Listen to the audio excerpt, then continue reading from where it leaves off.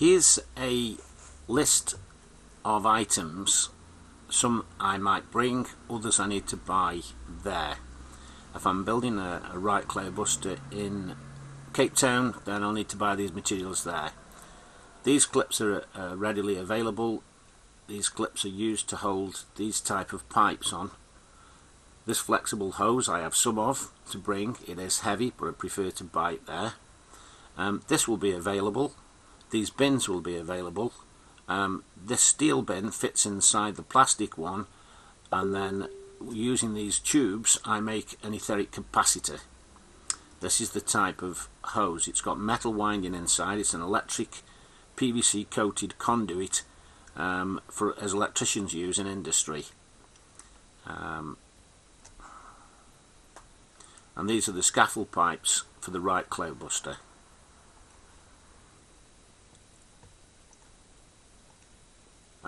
This is what I need. I'll copy and paste this. 50 foot to 3 inch by 2 inch, 50 foot to 4 inch by 1 inch, 2 foot 10 foot lengths by 6 inches by 4 inches. Save reading it out, you'll have a list of that. 3 rolls of gaffer carpet tape. The steel bin must fit inside the plastic bin. These are the sort of water bottles I can use for the small translators. So they won't do for the right cloudbuster. We'll just have to make do with that, what I normally do with it. But for the right cloudbuster, possibly using one of the larger pump action bottles, which they use for spraying for pesticides and things, which is one of those there. So it contains more water. None of this water will be wasted. It can be recycled and then gone to ground afterwards. This is the type of frame.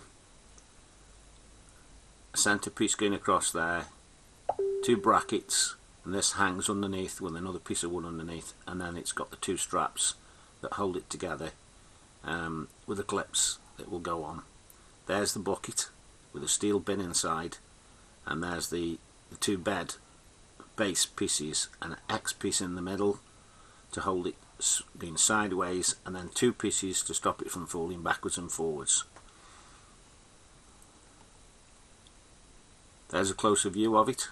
I'll have a strap across with them oval pipe brackets that it will hang on to, and the same under that. I used a strap of wood underneath that one to insulate it, but I like the wood because the pipes can flow freely on the outside rather than with the steel straps around them.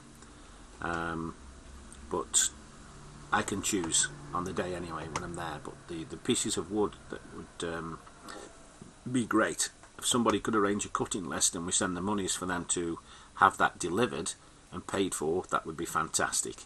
That would be a massive help to me. These pipes here can be preferably stainless steel. These are powder coated. If we could get powder coated tubes, that would be fantastic.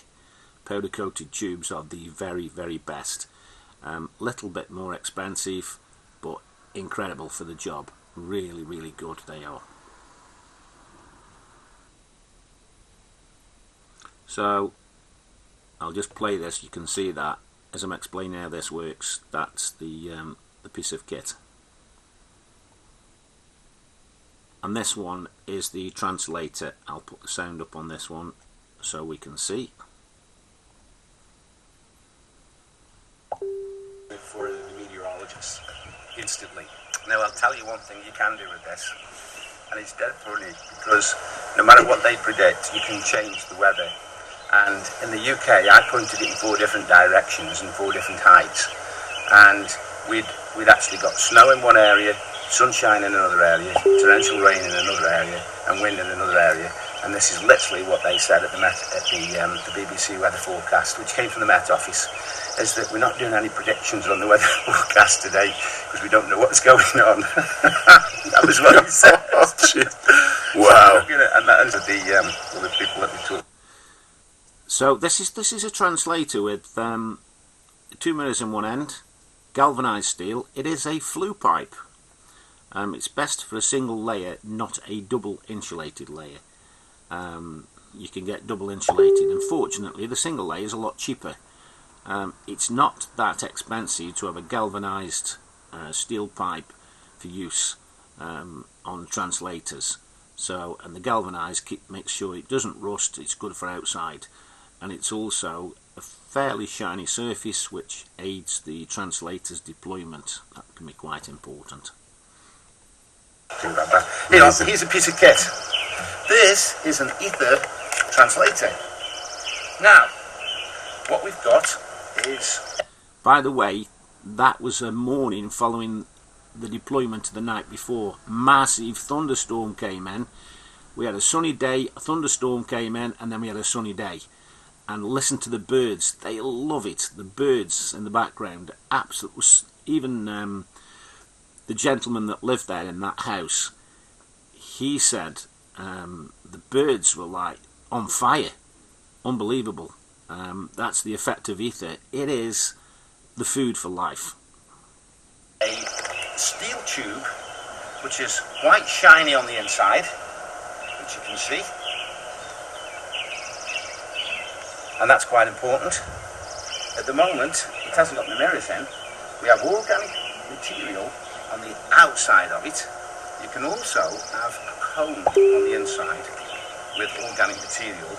And the organic material is inside, sorry, not outside, as I said there. the best material that you've known to come across is silk, pure silk, from the silkworm. In the back here, there are two round mirrors, one facing forward, one facing backwards, and this is what Trevor Constable used when he did his air flight tests, and every time he flew with one of these, he generated rain. Can you explain who Trevor Constable is? Trevor Constable took over from Willem Reich. He knew the work of Willem Reich. Obviously Willem Reich died in prison. He was sentenced to 2 years under false charges, and he refused to stop his work, and for that they killed him in prison 2 days before his release, and they destroyed all his paperwork, they burnt it, and now his house is now turned into a museum where his cloudbuster still is present. So Trevor Constable took over after this. Trevor Constable had the benefit of being in the Navy and access to aircraft, for which he deployed these. These we've now developed so that they'll work stationary as well. And we do that by spraying a jet of water in the back here, just behind the mirrors, and that causes the ether to accumulate, and then we cap it off here. And that means that the ether will continue to accumulate and produce the same effects exactly as this cloudbuster behind me will produce. But this is going to be a fantastic piece of kit when this is finished. This can be set up on a stand, so you can alter it on the trajectory, and also you get your degrees on the latitude. So yeah, I can't wait to see this one fired up, mate. This will be another cannon. And there you go, nothing complex to those. I've got the tripods, I'll bring in 2 tripods with me, and some of the small tripods for the 20-inch and 10-inch translators.